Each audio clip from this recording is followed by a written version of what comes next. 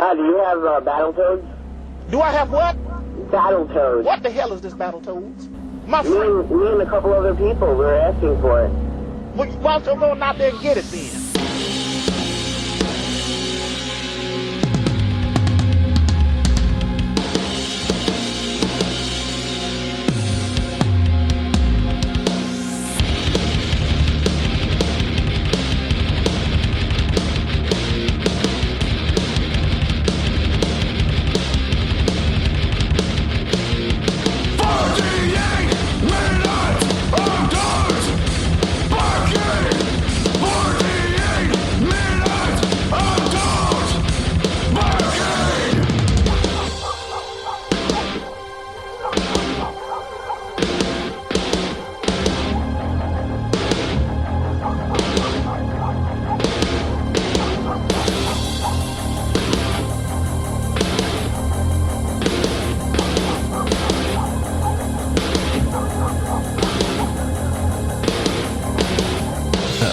Butler and Jihad Bing Bus. That's right. Get on the golden path, motherfucker. Here we go.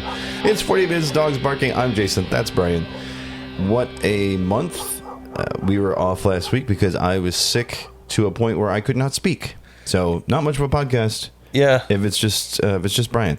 Nothing personal. It's the two of us. It just would. Yeah. I'm just not that charismatic anymore. It's not that at all. It's a two-hander. It's a two-manner. It takes two hands to swallow this hog. Exactly right. So, first up on our What's Hot Classic for this week, I was stunned by this as well, but TechCrunch.com reporting this. You can no longer Google the word disregard. We're going to test this live. Okay. When you enter into Google the word disregard. Now, this has been fixed apparently, but originally when this was posted, about a week ago, Google rolled out a completely new search experience. This is according to Russell Brandom, who wrote this article for TechCrunch. Russell Brand? No, different guy. Different guy. It says foregrounding AI summaries and kicking the traditional 10 blue links far down the page. But the sheer scale of Google search means there's lots of edge cases the company doesn't seem to have considered. For instance, and here's a screenshot of it, this is what you get if you type the word disregard into Google search. What you get is the AI overview, the word disregard, and how to pronounce it. But then it says, understood. Let me know whenever you have a new prompt or question. And then way down at the bottom is the actual search result from Merriam-Webster for the word disregard. Yeah. I do hate that the fucking AI prompt that shows up when you Google something is actually not worthless now. It's not great, but there are times where it's like, oh, this was exactly what I was looking for. And I kind of hate that it worked. Mm-hmm. But there's also times where, it where it was doing what a year or two ago.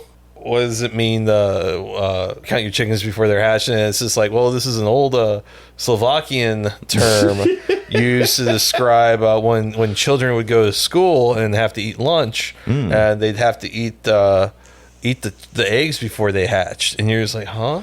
Yeah, or how many rocks can I eat? And it would tell you, oh, you can eat a rock a day. A day. Or is it possible to run off a cliff and only fall if you look down and stuff, Yeah. Should I walk or drive to the car wash? that type of stuff. Hell yeah. Thankfully, it looks like this has been patched. Russell continues here. I have been a professional tech journalist for nearly 15 years, and before today, I cannot think of a single time when a Bing search result was more valuable than the Google equivalent. There really is a first time for everything. Yeesh. Well, speaking of AI and disregarding. Hello, I'm Mr. Beast. And today we're going to find out how many children I can molest. That's right. We're here in Liberty, Missouri. Oh, no. Outside of, we've bought the closed down Catholic summer camp. Go on. No. So this is 404 Media, Emmanuel Mayberg writing.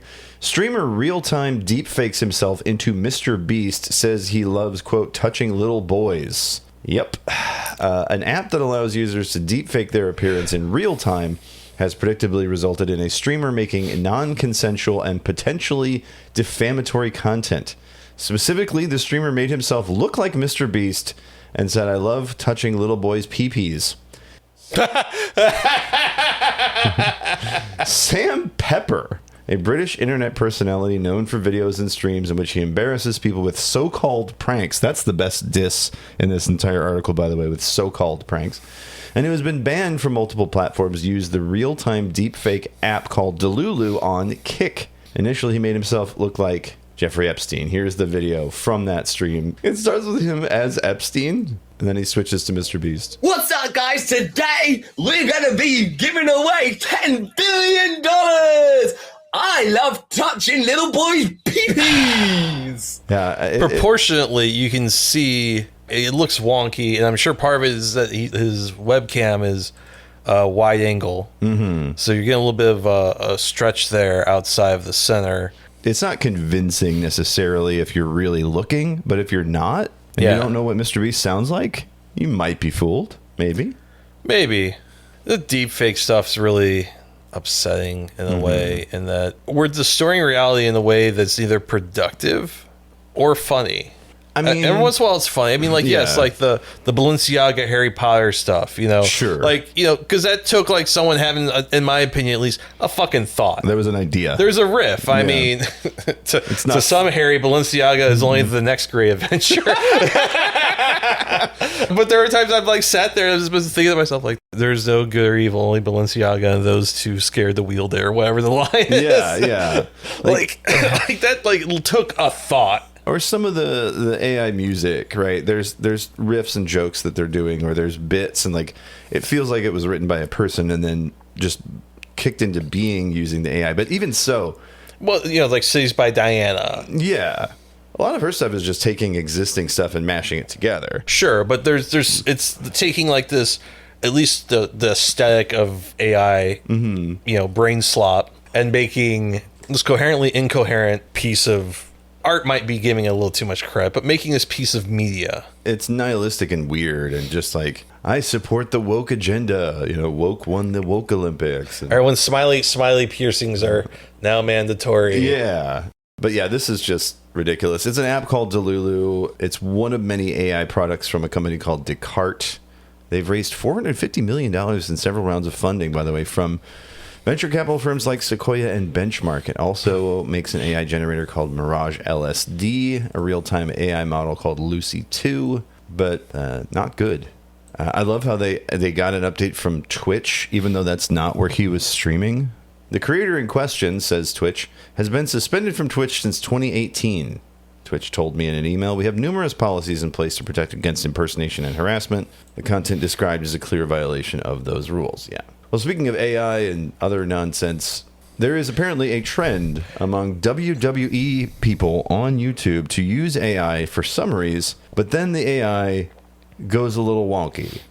This here, according to Gizmodo, headline, WWE videos made by a glitching AI that sounds like it's being strangled are the future of entertainment. Mike Pearl here.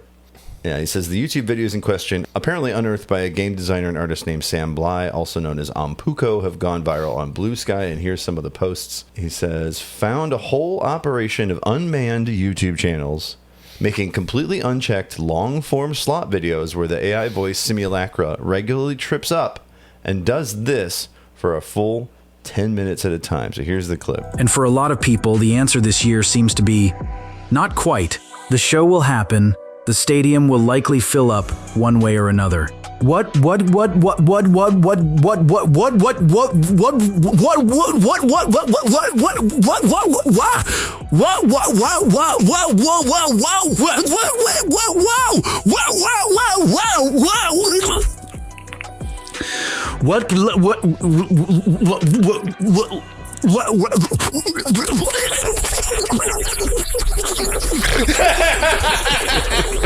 That's amazing. This is like an Apex Twin song. Yeah, it's like when he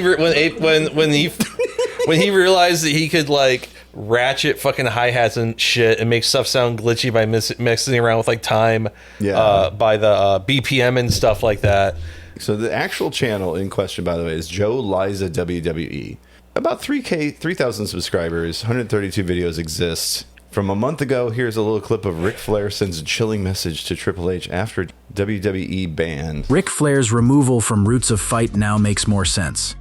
With the clothing company set to unveil a WWE partnership, What you Did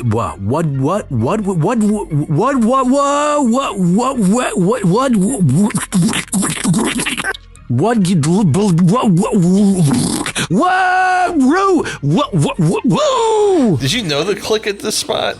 No. Oh, I just picked a random spot. Yeah, it's hypnotic. Is all it's I'm so saying. upsetting and weird and funny. Yeah. Oh boy. It's a hoot. Woo! Woo indeed. Maniacal Z also posting on Blue Sky.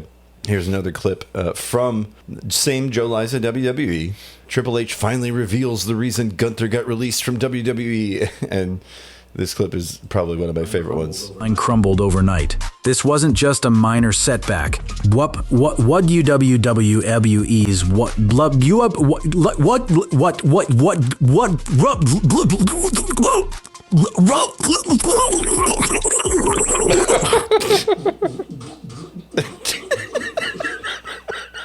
It's the drunk guy trying to pronounce Worcestershire. He's just blah, blah, blah, blah. For me, nothing funnier. The Gizmodo article does say, apparently this is a pattern. Others have noticed that other videos from this user have the same glitch, and it has to do with the pronunciation of WWE.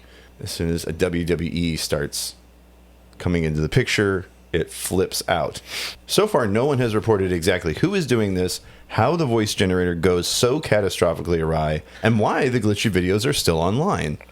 Occam's Razor suggests someone is spamming the YouTube algorithm, possibly on hijacked accounts, and just hoping to be picked up by viewers with autoplay on. One of the accounts posting these videos used to post what looks like a personal content in Turkish about 18 years ago, then went dormant.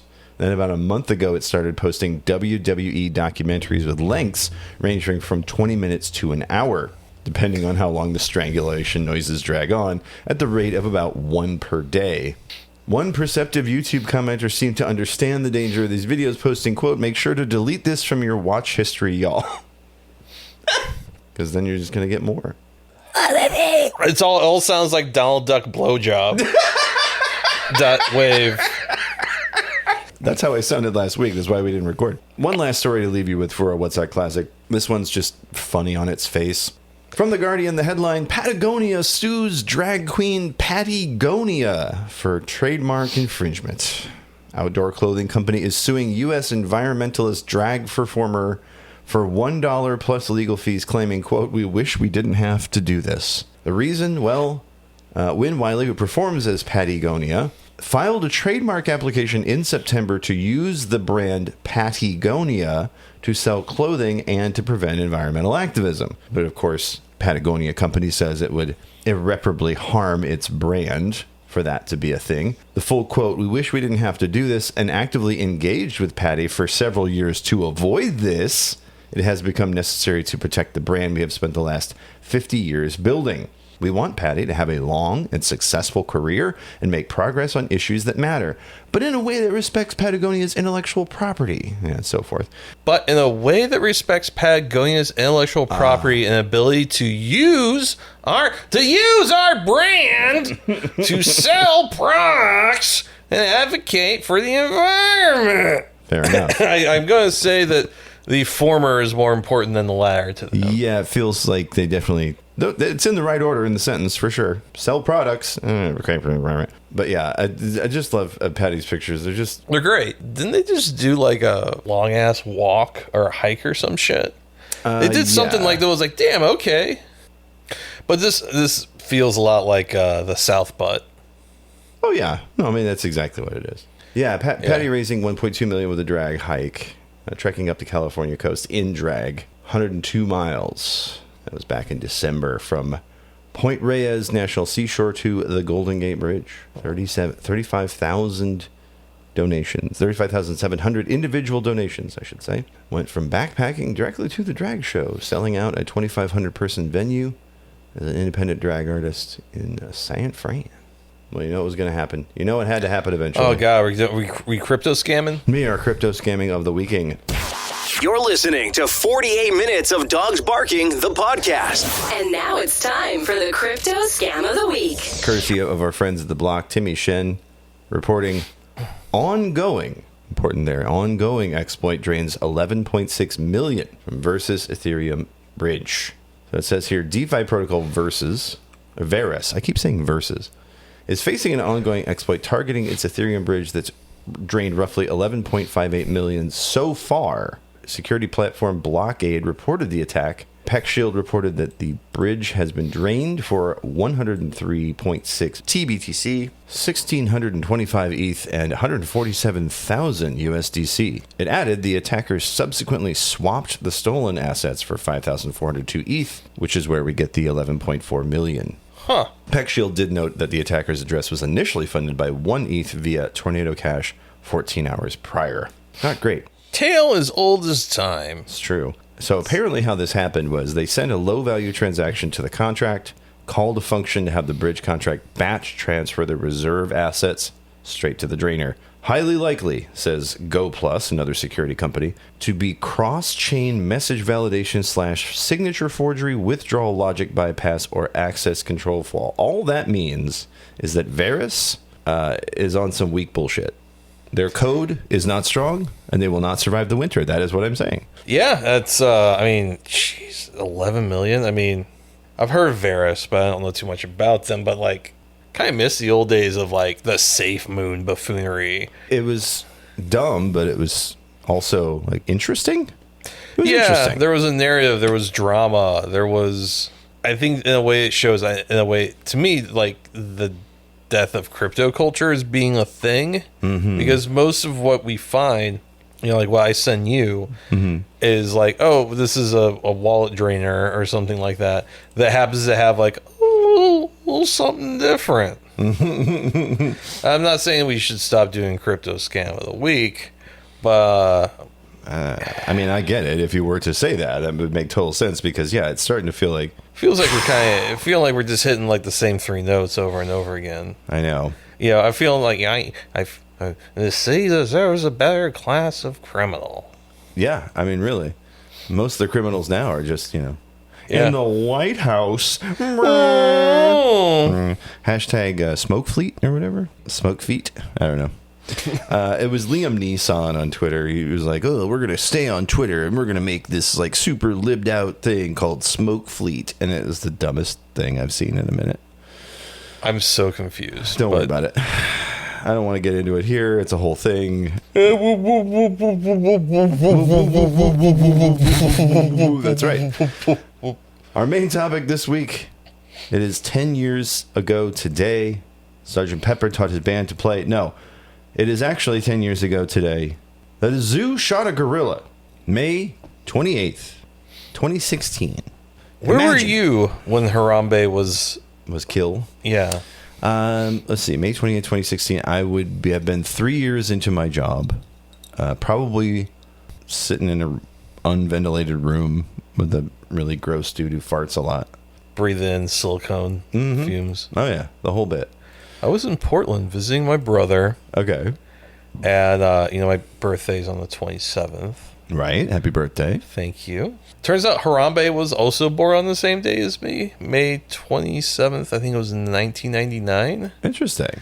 Yeah, I didn't realize that he was also a Gemini. Oh. Which you know, getting murdered because someone thought you were going to kill a child feels like Gemini behavior. A little bit. A little bit. It's a little messy. Yeah. I mean, we're like that. Just because I can doesn't mean I will. But yeah, I was like visiting my brother, and I want to say, like, I think it might have been the thing I saw before we went to the ice cream shop that was like in this very hip part of town.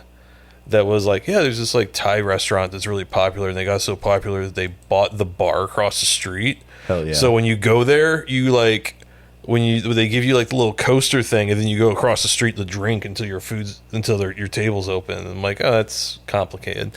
But this is the ice cream store. I feel like I've told the story before, where the guy farted on me. Oh God, yeah, Jesus! Farted on me, and then he was really mean to all of like the Grimes haircut girls that were working at the ice cream shop, and all had like full bush under their arms, full bush out summer. Hell yeah! And man, it did reek of BO. That was like one thing I will say of Portland is like, for the crunchy weirdness that goes there, it is a town that does not have a lot of air conditioning. Oof. you're just drowning in your own fucking stank. But like, yeah, the guy farted on me. Yeah, the Harambe died, and some dude who looked like he was like the night clerk at a video store just like farted on me because me and my brother were being too funny in line. Well, and then I saw that guy at a Mexican restaurant the next day. Have I told you this part? I don't think so. So this is the first time I ever ate like at a hip restaurant where like there was garage doors that rolled open to like the front patio. Oh God. That faced like the street. My brother was like, "Oh, this is a really great place. They got really good margaritas."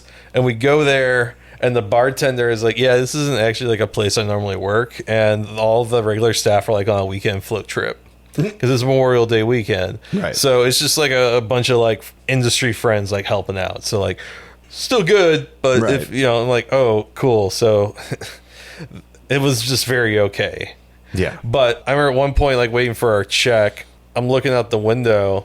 And all of a sudden, this fucking balding hipster dude, like sticks his head, peers in, and me being a little turnt, I just go, "Hey, that's the guy that farted on me yesterday."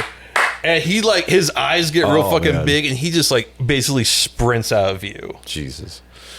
So, anyways, that was my Harambe experience. Okay. Yeah, I experienced it online like a lot of people. A little bit of the biography of Harambe, by the way, from Britannica.com. It's always nice to see them show up as a source. A silverback western lowland gorilla, born May 27th, 1999, at the Gladys Porter Zoo in Brownsville, Texas. Following his birth, the zoo held a naming contest for the gorilla. The winner, Dan Van Copanel, suggested the name... Rondon Volante. Yeah, I know. I had to do a double take there for a second. Suggested the name Harambe based on the Swahili word Harambe, which is defined as pull together. After listening to a song of the same name by Jamaican singer Rita Marley, a former wife of Bob Marley. So he was moved to the Cincinnati Zoo in September of 2014 at the age of 15 to socialize and breed with other gorillas. They are critically endangered, the western lowlands. And at the time of his death, he was just one of 100,000 gorillas of his subspecies. They do typically live between 30 and 40 years old in the wild and can survive in captivity for more than 15 years. May 28th, 2016, Harambe was just 17 years old, having celebrated his birthday the day before. What happened then was a 3-year-old crawled through the barrier of the enclosure. He's been reported as 3 and 4 years old, depending on what source you have. I believe the corrected version is that he was 3. So you want to know my hot take on this? Yeah. So there's 100,000 of these gorillas, give or take, right? How many children are there? Exactly. Yeah. Yeah. Yeah. Think about it. How about that? You like what you see, America? You better like it. There's going to be a whole lot less of gorillas if we keep going. The male gorilla.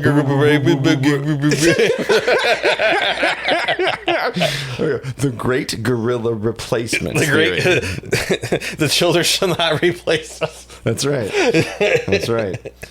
So yeah, a 3-year-old climbed through the barrier of the gorilla enclosure and fell 10 feet into the moat. What followed was caught on video. Yeah, I don't know if I need to see a monkey die. Yeah, I know. Oh, wait. I'm sorry. The Zach D. Films recreation, all you know 3D one? Okay, here's the very short version. A 3-year-old boy accidentally fell into a gorilla enclosure while looking at the zoo animals. He landed in the water, helpless and terrified. Then, a massive silverback gorilla named Harambe slowly approached. Harambe grabbed the boy and dragged him across the enclosure for nearly 10 to 15 terrifying minutes. People watched in shock, frozen in fear. His mother screamed for help, begging someone to save her child. Harambe had lived at the zoo for 17 years and was loved by visitors and caretakers. He had even celebrated his birthday the day before. But in a split-second decision, zoo officials took action. A single shot echoed and Harambe collapsed. Everyone saw it happen, but the question remains, was it justified? Was it justified? Well, that was the question, right? A lot of people had questions. The Cincinnati Zoo took action and the zookeepers shot the gorilla dead. In a statement, day after the incident, Cincinnati Zoo director Thane Maynard, first of all, Thane Maynard, fuck yeah, said the following. Our first response was to call the gorillas out of the exhibits. The 2 females complied, but Harambe did not. It's important to note that with the child still in the exhibit, tranquilizing the 450-pound gorilla was not an option. Tranquilizers do not take effect for several minutes, and the child was in imminent danger. On top of that, the impact from the dart could agitate the animal and cause the situation to get so much worse. And many people This according to an article from The Mirror in the UK by Scott Campbell, maybe 3 days after the incident. Who are Michelle Gregg and Dion Dickerson, parents of a boy who fell into gorilla enclosure pictured? Couple facing neglect charges as tens of thousands sign online petition calling for them to be, quote, held responsible for their actions of not supervising their child. This is definitely people who do not have a 3-year-old. Having had 2 3-year-olds, I can tell you, they get into some shit. He's a 3-year-old Sure. kid. They're going to go places where they're not supposed to go. They're going to get some endangered animals murdered. Absolutely. Absolutely. That's why you can't take the kids to the elephant exhibit. Yeah, not anymore. So at the time, they were 32 and 37. They got 4 kids, and they're facing charges of neglect. According to police reports, the father has a lengthy criminal history, yada, yada, yada. That's such, like, blame the parent kind of shit. The mom was a Cincinnati preschool administrator and got a lot of flack for it. She did say after the fact, accidents can happen. That's very true. Responding on Facebook shortly after the incident, she said, I want to thank everyone for their thoughts and prayers today. What started off as a wonderful day turned into a scary one. For those of you who have seen the news or been on social media, that was my son that fell in the gorilla exhibit at the zoo. God protected my child until the authorities were able to get to him. My son is safe and was able to walk away with a concussion and a few scrapes. No broken bones or internal injuries. As a society, we are quick to judge how a parent could take their eyes off their child, and if anyone knows me, I keep a tight watch on my kids. Accidents happen, but I'm thankful that the right people were in the right place today. Police confirmed they were investigating whether to charge them with neglect. Thousands of people signing online petitions saying they should be held responsible for their actions. One Twitter user wrote, they don't even name who it was, so a beautiful innocent gorilla has to die because neglectful parents can't control their kids. Mankind sucks. Frowny face, hashtag Harambe, hashtag Cincinnati Zoo. Oh, I think that was drill. Oh, well, that makes sense. Yeah, absolutely. The memes continue to build. People went completely feral about this. Know Your Meme has an amazing dissection of this spread, including Weird Twitter, we mentioned drill, turning him into a meme, unironically featuring him alongside photos of Prince, David Bowie, and Muhammad Ali, because all those 3 had died that year. Here is... Yeah, it's got Bowie, it's got Prince, Harambe, Muhammad Ali, and I don't know the hell. Kimbo Slice. Kimbo Slice, okay, thank you. June 1st, the same year, a Facebook page titled AFL Memes, that's the Australian Football League, posted 2 image macros comparing the gorilla to Adam Goodes, a retired professional Australian rules football player of indigenous ancestry who was controversially called an ape by a 13-year-old in 2013. So here's a photo. Here is a photo of Harambe, and it says R.I.P. Adam Goodes. People went nuts for that as well. Our real thing, the thing that still sticks out, har for me, Brandon Wardell. Brandon Wardell, that's Fuck. right. At Sexual Jumanji posted a selfie in which he's shown pointing a replica firearm at the camera with the caption, "We coming with them dicks out to avenge Harambe." And then Brandon Wardell tweeted the phrase, "Dicks out for Harambe." This really went some odd places. I think, was it Danny Trejo? They got Danny Trejo on video, yeah. Because, it was Vine. We talked about Vine a while back. So of course, probably. The bass drop for... Oh. Yep, bass drop for Harambe. Hungry Cody made a song. On EDM track. They're voguing. They're joking.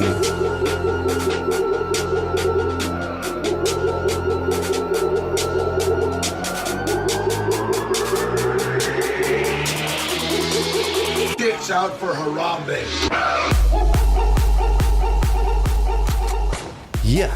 I remember it even got to the point where people were like, is this dicks out for Harambe thing like a way of like making fun of like Black Lives Matters? Oh.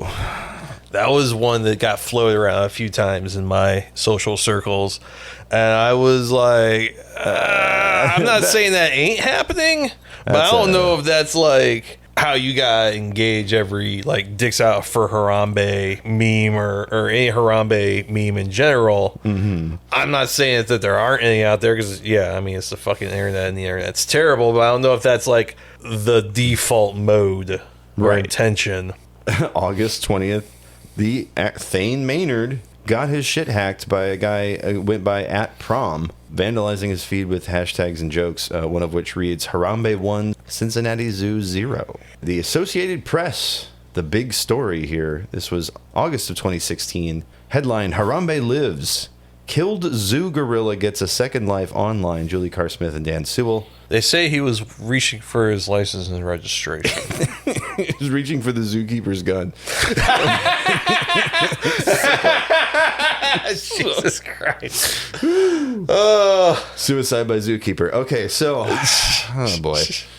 They planted that child on him. Exactly. By the way, the county prosecutor in Cincinnati did say no cause for charging the parents with neglect, so that was good. They reopened the zoo exhibit with a higher reinforced barrier, but the zoo's hopes have been countered by all the continued reminders. Quote, "We are not amused by the memes, petitions, and signs about Harambe," Thane Maynard, Cincinnati Zoo director, said by email.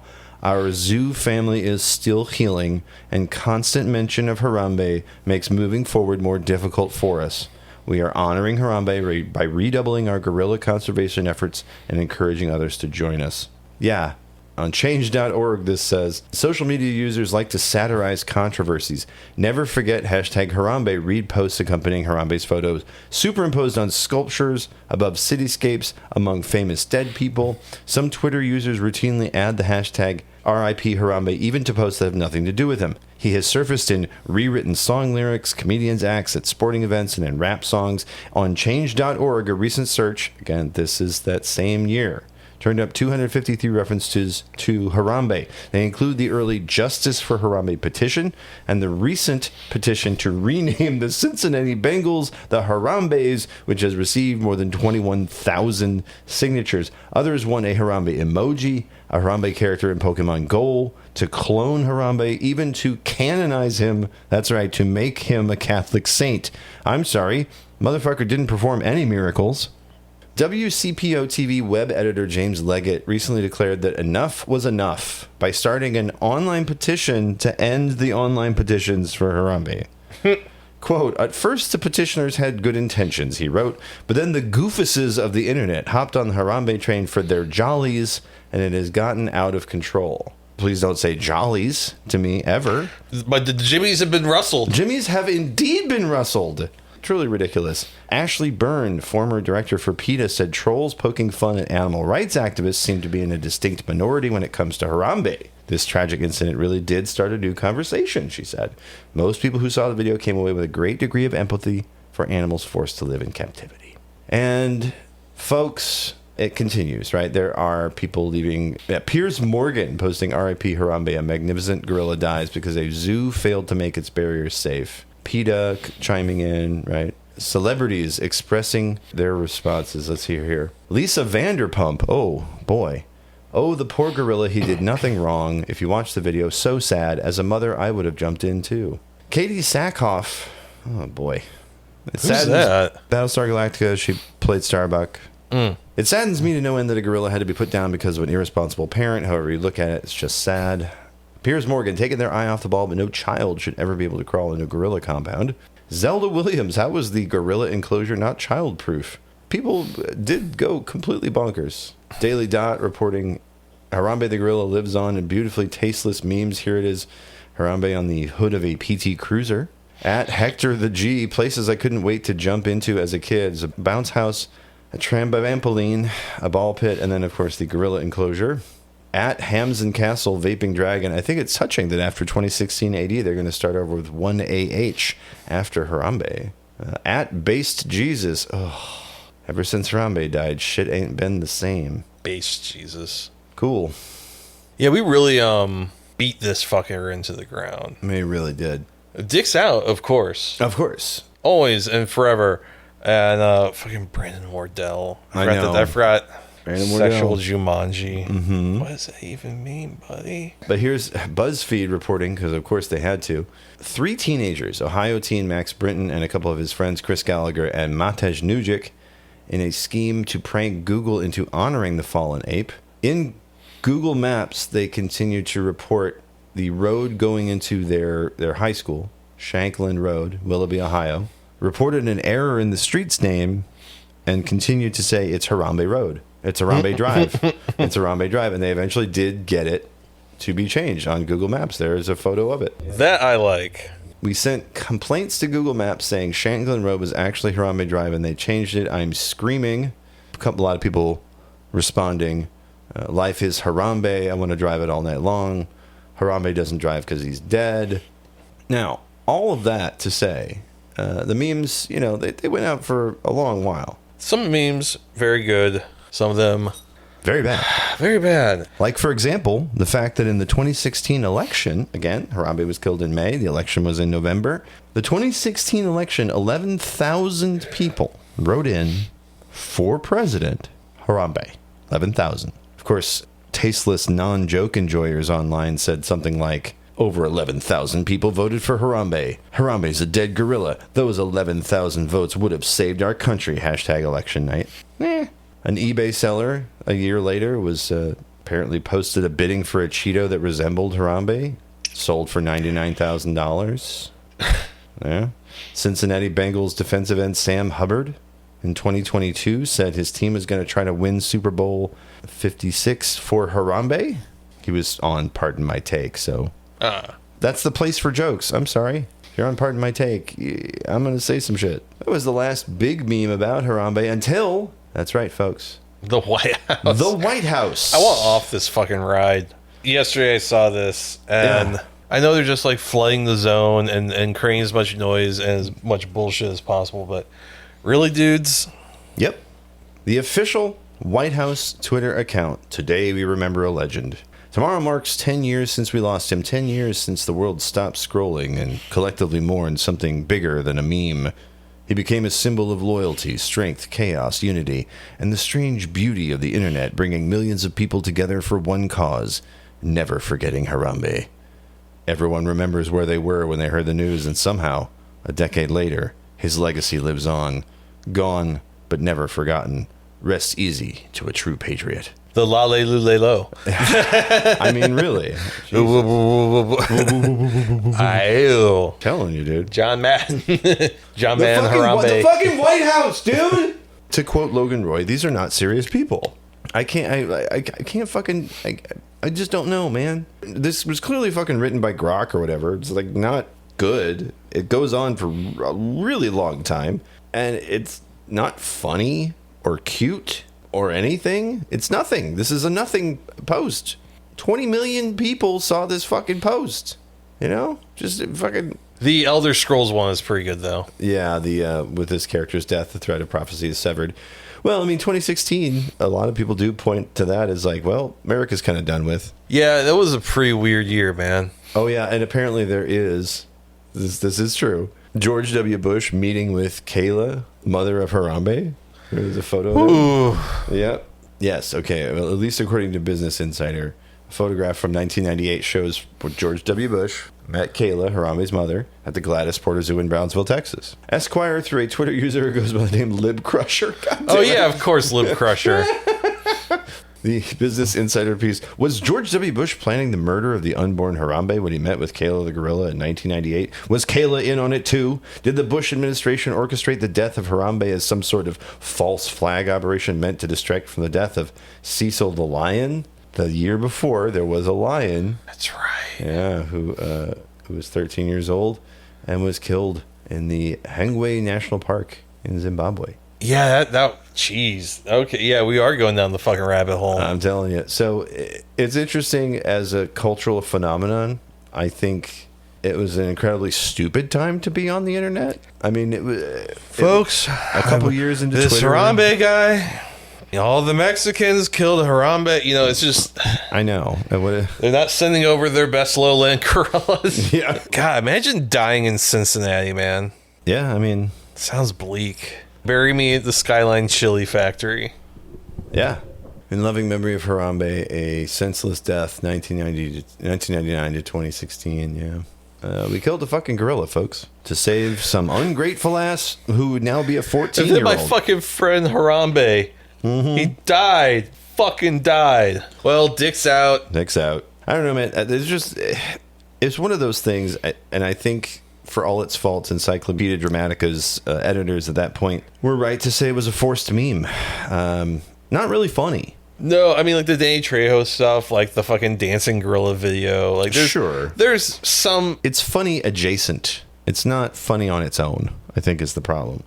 It's not funny that if a kid, was in danger. No. And, It's like funny in like a surreal, apathetic way. well, like the ones where it's, Harambe about to tell the 4-year-old damaging information he has about Hillary Clinton. I have information that could lead to the rest of Hillary Clinton. Yeah. See, that's not bad. I don't hate that. Or the Day Trejo. Dicks out for Harambe. I mean, look, if you get Danny Trejo on the right day, he'll say whatever you want. He's a nice guy. He'll say whatever. I'm sure he was busy filming the Muppets movie and he wasn't really paying attention to it. When his mother died and Kermit had to comfort him. I'm really sorry about your friend Harambe. Yeah. Thanks, Kermit. I've been feeling really down, man. Well, it's not easy being blue. In fact, it's not easy being green. Not easy having a fat prick either. I'm sorry. I don't know. I always want to Danny Trejo, do you like what you see? Yeah. You ever seen one of these before? You want to see it squirt? Yeah, I got 5 minutes. What the fuck? Danny Trejo, stuck in a situation like Kermit the Frog is Louis C.K. He's like, okay, I guess I'll watch. Those Muppets make me watch him jerk off. Well, I guess that means it's time for the end of the show. Yeah. Oh, boy. Goodbye, everybody. That's right. Well, what we do at this time is we always tell people where to find us. We tell people where to find us online. One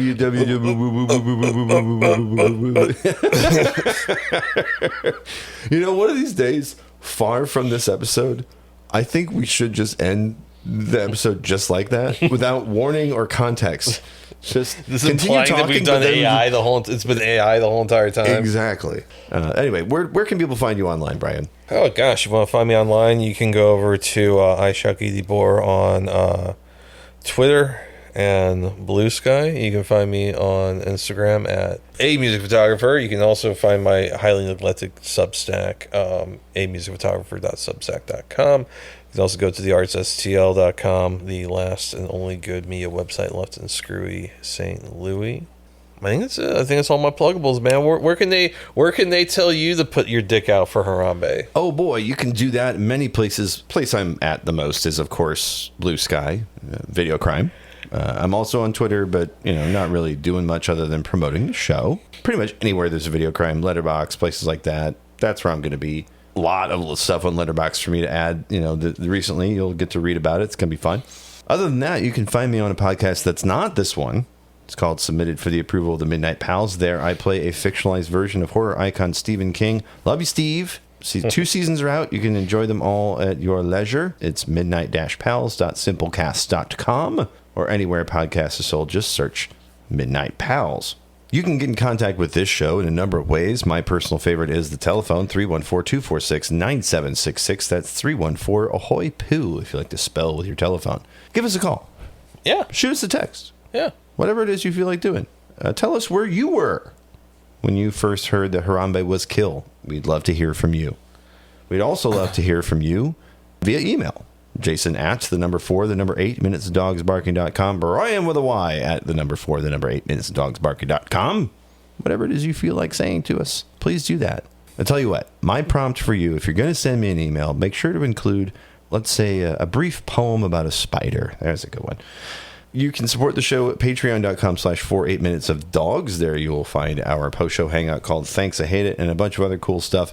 Post-show hangout, we've got the Shock.jpg best of, which I know I'm falling behind on, and so much more there for you on the old Patreon, patreon.com/48minutesofdogs. Well, as we always say at this time, namaste, good luck, give mommy a good gut fucking, dicks out for Harambe, who ate all the pussy. If you see someone shoplifting, no, you fucking didn't. And Mark Rothko is a better artist than you will ever be. Good night.